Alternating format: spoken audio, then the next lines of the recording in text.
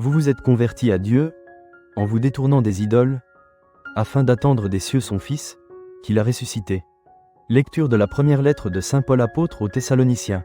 Paul, Sylvain et Timothée, à l'église de Thessalonique, qui est en Dieu le Père, et dans le Seigneur Jésus-Christ. À vous, la grâce et la paix. À tout moment, nous rendons grâce à Dieu au sujet de vous tous, en faisant mémoire de vous dans nos prières. Sans cesse, nous nous souvenons que votre foi est active, que votre charité se donne de la peine, que votre espérance tient bon, en notre Seigneur Jésus-Christ, en présence de Dieu notre Père. Nous le savons, frères bien-aimés de Dieu, vous avez été choisis par lui. En effet, notre annonce de l'Évangile n'a pas été, chez vous, simple parole, mais puissance, action de l'Esprit Saint, pleine certitude. Vous savez comment nous nous sommes comportés chez vous, pour votre bien. La nouvelle de votre foi en Dieu s'est si bien répandue partout, que nous n'avons pas besoin d'en parler. En effet, les gens racontent, à notre sujet, l'accueil que nous avons reçu chez vous.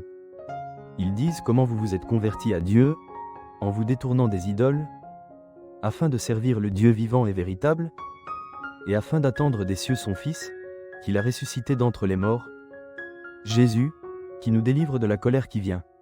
Parole du Seigneur. Nous rendons grâce à Dieu. Le Seigneur aime son peuple. Alléluia.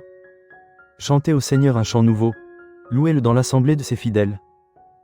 En Israël, joie pour son Créateur. Dans Sion, allégresse pour son roi. Dansez à la louange de son nom, jouez pour lui, tambourin et cithare.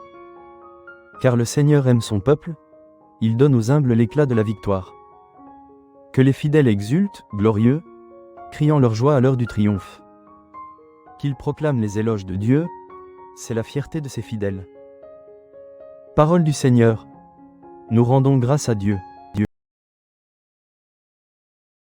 Mes brebis écoutent ma voix, dit le Seigneur. Moi, je les connais, et elles me suivent. Alléluia. Évangile de Jésus-Christ selon saint Matthieu. En ce temps-là, Jésus disait : Malheureux êtes-vous, scribes et pharisiens hypocrites, parce que vous fermez à clé le royaume des cieux devant les hommes. Vous-même, en effet, n'y entrez pas, et vous ne laissez pas entrer ceux qui veulent entrer.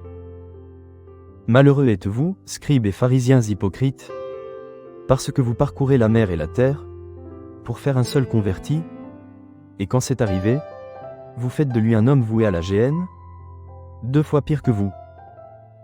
Malheureux êtes-vous, guides aveugles, vous qui dites : si l'on fait un serment par le sanctuaire, il est nul, mais si l'on fait un serment par l'or du sanctuaire, on doit s'en acquitter.